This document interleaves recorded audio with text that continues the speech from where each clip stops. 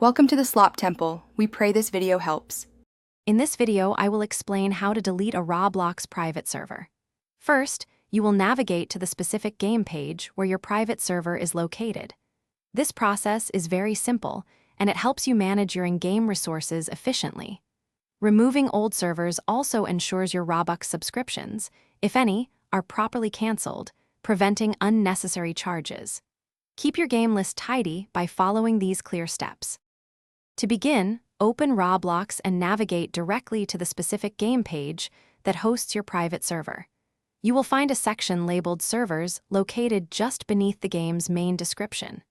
Click on this tab to view all available servers, including your own private one. This is the essential first step to accessing the management options, ensuring you are on the right path. Once you are on the Servers tab, locate your specific private server in the list presented. Beside your server's name, you will notice a small gear-shaped icon. Click on this. A drop-down menu will then appear, offering several options for server management.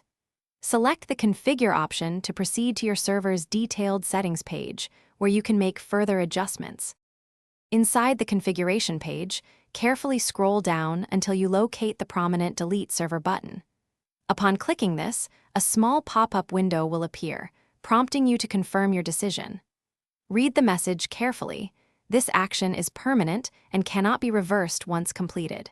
Proceed only when you are absolutely certain you wish to remove the server forever. Thanks for watching. Consider subscribing if we helped you.